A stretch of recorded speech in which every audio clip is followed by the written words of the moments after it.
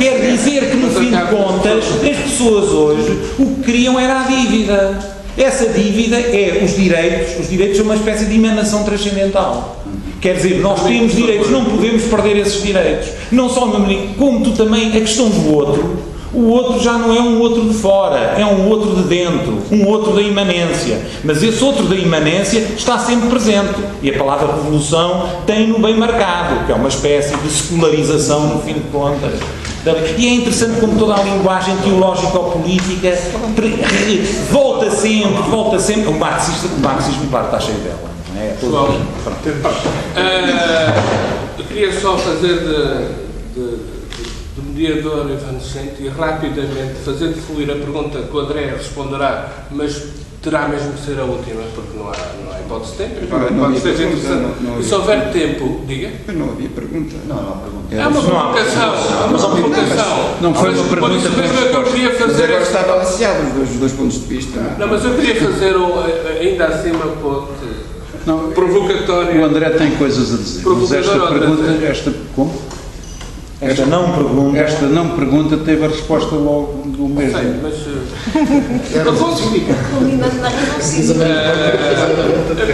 eu queria que o André, nesta questão, digamos, ou nesta problemática, também se pudesse pronunciar nesse sentido. O Gisek, efetivamente, e o João aí tem razão, completamente, o Gisek, efetivamente, critica a esquerda, que ele chama social-democrata, critica este sonho de um retorno ao Estado de Providência e é um princípio de soberania que já não é possível. E, portanto, de alguma forma, a revolução, a nova esquerda, o novo caminho, a nova ordem do ser, não passa por aí, embora a esquerda ainda tenha essa bandeira desse retorno a uma soberania que até é um bocadinho nacionalista, uma soberania nacional, e pode coincidir com a direita nacionalista. Como já não há nenhum modelo de soberania, nem sequer de Estado de Providência, como é que se pode voltar a isso? E isso é uma crítica, é uma impossibilidade que o José volta. Como é que tu desmentas disto? Eu vou responder assim umas coisinhas. Vá ver, bom, a parte de vivemos em tempos em que ninguém acredita nada, não é um tempo incrédulo, eu acho que é precisamente um dos motivadores do Zizek, não é? Precisamente, eu acho que a incredulidade é um dos diagnósticos que se faz na pós-modernidade e que se começou por ser feito até à direita. Quem começou por fazer esse diagnóstico foi o cardeal Ratzinger, ao falar da tirania dos relativistas. O Bush filho imediatamente agarrou isso logo a seguir ao 2001, ao 11 de setembro de 2001, não é? E é preciso que do lado da esquerda, do lado de quem pensa, e o lado da esquerda significa, enfim, muitas coisas que passam por tornar a acreditar na hipótese da igualdade, não é? Era preciso que alguém interpretasse isso, não é? E eu acho que o Zizek tentou fazer isso, e acho que tenta fazer isso bem. Acho que há uma ironia que é verdade, que é esta coisa da previsibilidade. De facto, há qualquer coisa aqui de irónico, não é? A questão do Estado Social, eu estou a acabar de organizar um livro sobre o Estado Social, vai sair daqui a 10 dias, vamos lançar no 25 de Abril, vamos lançar um livro sobre o Estado Social, num movimento em que eu estou precisamente, um dos movimentos em que eu participo. A ideia de Estado Social é evidente uma ideia que vem no quadro do Estado de Providência, é antiga, vem desde o Bismarck, né? Depois se desenvolve no pós-guerra. Mas a ideia do Estado Social continua a ser uma ideia rica. A ideia do Estado Social é um bocadinho esta. Não basta o elo securitário para fazer a coesão de uma sociedade. Não é? Não basta, que é a premissa hobbesiana, não é? A premissa hobbesiana é esta. Não é? A premissa hobbesiana é que nós fazemos uma sociedade, se for encontrado, porque é a forma de nos protegermos uns aos outros e, portanto, liberdade é segurança, não se esqueça nas escritas leis. Não é? Não basta isso depois do que aconteceu, depois de Auschwitz, depois do Holocausto, depois do que aconteceu, não basta, não é? E então avança-se com a ideia de Estado Social. É evidente que a ideia de Estado Social é pensada, sobretudo pensada a partir da ideia de Estado, da ideia de soberano, da ideia de soberania. Mas nada nos impede de continuar a pensar a ideia de Estado Social como uma espécie, eu tenho definido assim, como uma espécie de organizador de liberdade comum. organizador de liberdade comum. Em vez de pensarmos, não é, do ponto de vista do... Mas o Estado Social, só para brincar, Sim. o Estado Social Essas já em si é um meio termo, é uma coisa assim, quer dizer, não tem que ser. quer dizer, é João, ali deixa-me tentar dizer. não precisa da fé nem da crença, como não precisa da Deixa-me tentar só. O Estado Social pode ser interpretado, de facto, como uma espécie de capitalismo pós-comunista. Mas também pode ser interpretado como a organização da economia que se recusa a entrar na lógica do capital. Não é? É tu retirares aqueles bens que são mais sensíveis, as atividades que são mais sensíveis a uma sociedade da lógica do capital. É a escola pública, a saúde pública, é a pensão aqui do Vítor, é o meu subsídio de desemprego se eu ficar desempregado, etc. Não é? E isto significa o quê? Significa que nós desmercadorizamos setores da nossa atividade. Isto significa que tu tens uma espécie de cancro dentro do capitalismo. E o cancro dentro do capitalismo é o Estado Social. E podes fazê-lo crescer. Agora, para fazê-lo crescer também tens de fazer um bocado a crítica do Estado Social que foi o Estado Social soberanista, o Estado Social e muito mais o Estado Social assistencialista, etc.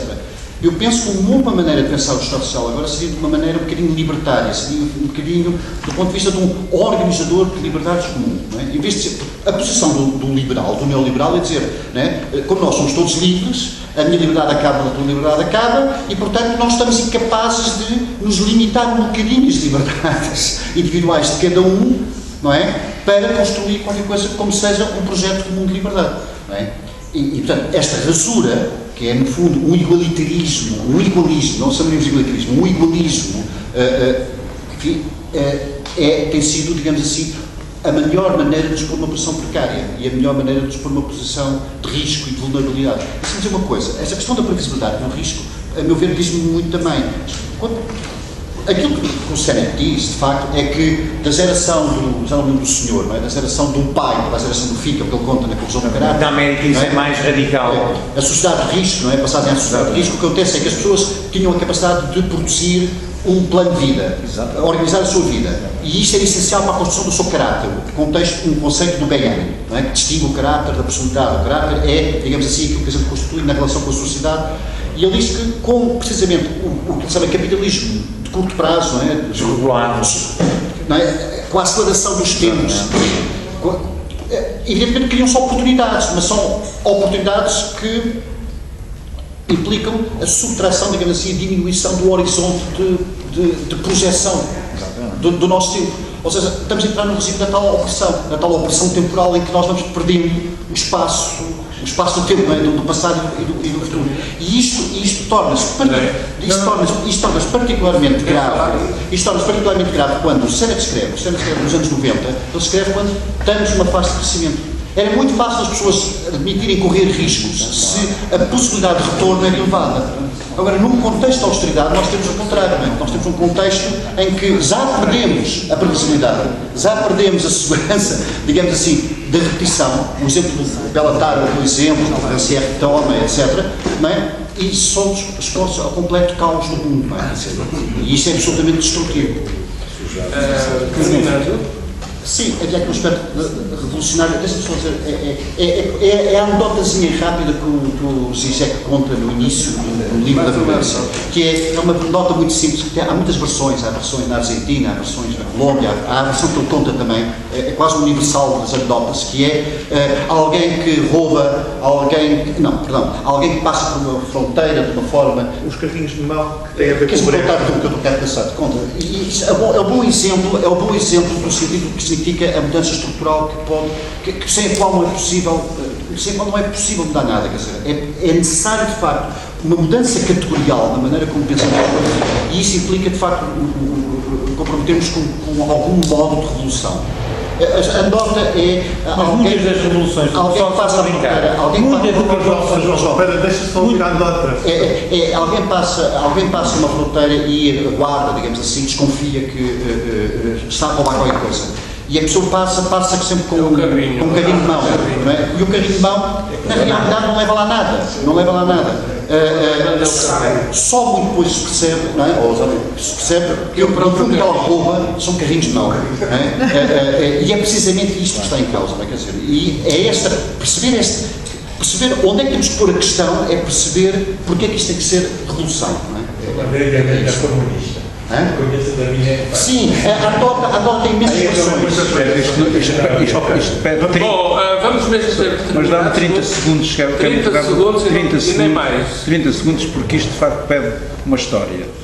Eu li um livro de um criminoso espanhol. Criminoso é um nome, não me agrada, delinquente também não, mas pronto, era um tipo normal. Que estava preso e depois fez amizade com alguém lá dentro da prisão, com um colega. E esse colega propôs-lhe um jornal dentro da prisão, que fizessem um jornal para terem melhores condições, que o diretor autorizava tudo isso. E o ouvinte, esse criminoso, disse: tu estás a esquecer do essencial, o que nos interessa é sair daqui, desta prisão, não é fazer um jornal, para melhorar e para os diretores dizerem que isto é tudo muito bom, que até fazem um jornal, que vocês estão-se a esquecer disso. O que é preciso é sair daqui, não é fazer partidos, não é fazer remendos, é sair daqui disto. Entretanto, vamos sair desta mesa. Próximo painel, próximo e último.